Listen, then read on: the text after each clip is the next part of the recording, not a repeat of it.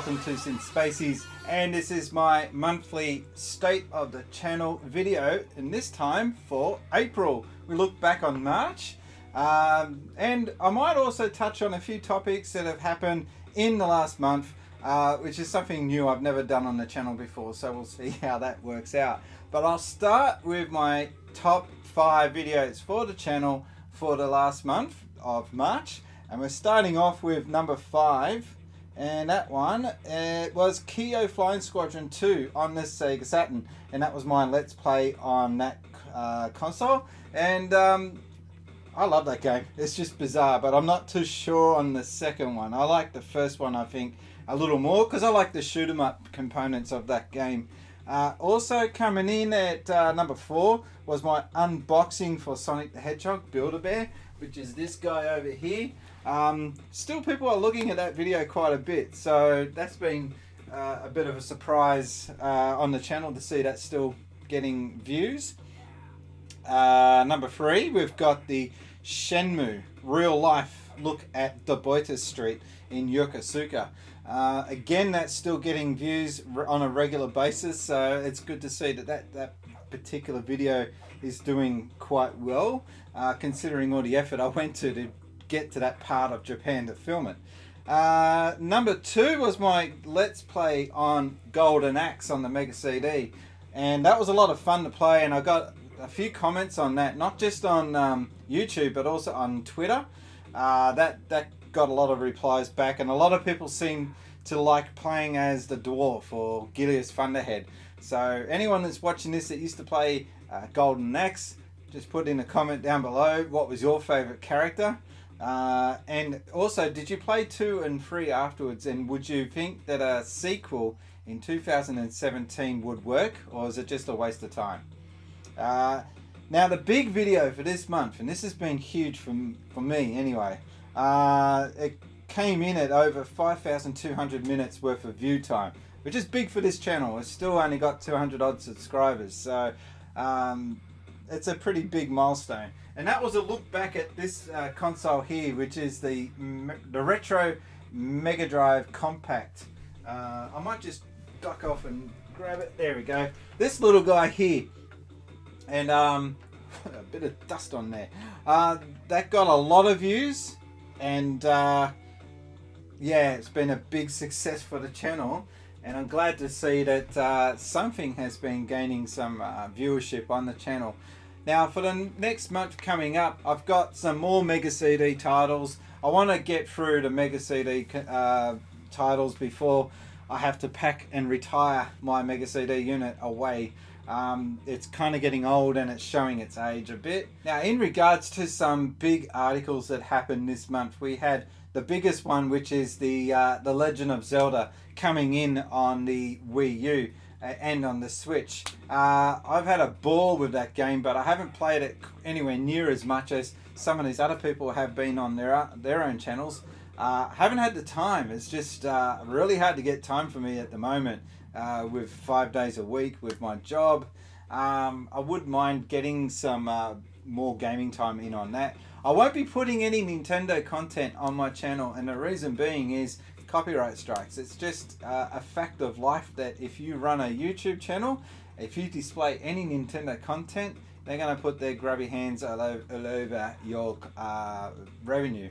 And I'm not making any revenue, so it's not like I'm losing anything. I just don't like copyright strikes against my channel. So I'll be cutting back on Nintendo content on the channel, unfortunately, unless I can see some sort of way around it, which is looking like it's not going to happen. So one of the big news items from this month was JonTron, and he's a big time YouTuber. He has 3 million odd subscribers, so it's not like he's an idiot. He knows what he's doing. He's a funny guy. His channel is absolutely fantastic. I do strongly recommend that you follow that and get on it if you have not already done so.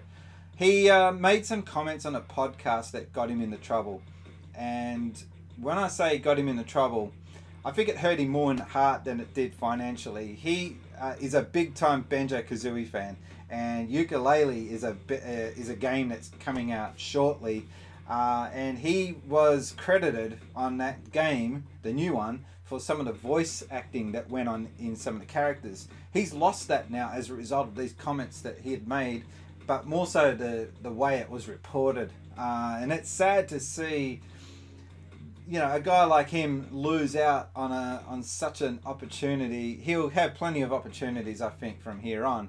But it's just sad when politics get in the way of video games. And yeah, I just hope that I hope it doesn't affect the sales of Yooka-Laylee. At first, I was really angry at the Playtronics, I think they're called, and the way they handled it.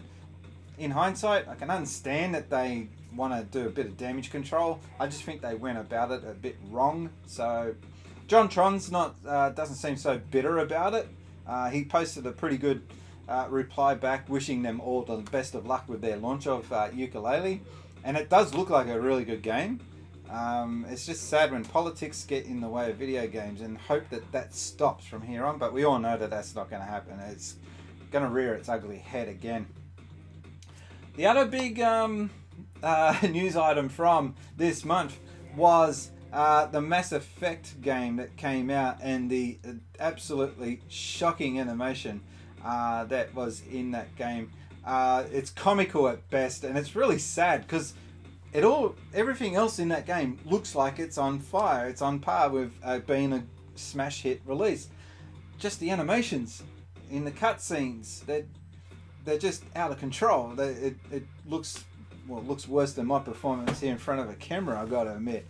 But these guys are supposed to be experts in their fields, and video games are demanding a huge attention to detail, up on par with the movie industry. In fact, it's supposed to be overtaking the movie industry for the attention to detail. And it's just more mind-boggling and disappointing that Electronic Arts can let a game like that get released in its current form. So that just brings us back to the old topic. Are games getting released broken again? And is this going to be an ongoing thing? They release a game knowing that it's broken, thinking, oh, don't worry, we'll just patch it out. Is that the right attitude, or is this going to hurt gamers? You let me know what you think in the thoughts below, in the comments below. I would like them to spend a couple of more months getting a game right.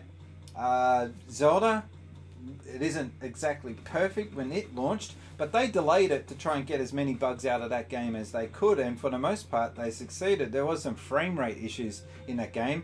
There has been a patch to address that, but it was still playable on release, to be quite honest. Even on the Wii U, which is supposed to be a slower console and all the rest of it, it still handled it quite reasonably well. Anyway, I never really suffered any major downside, any major setbacks playing it. I enjoyed it, and they did release a new patch just recently, and it did fix some of the frame rates. Nintendo have always had a good history or track record of making sure that their games get released not broken, and EA, Ubisoft, and all these other big companies don't seem to want to follow that same rule. So again, is this going to be a big thing that affects our industry, the industry that we all love here at Spaceys? Alright, so that's been my look back on March, and yeah, once again for April I've got some Mega CD titles, some Sega Saturn titles coming up. I just will make it up as I go along. Unless you guys have got something in particular you want to see on the channel, let me know. Otherwise, I've been Brian, I've been gaming since Spaceys. Bye guys.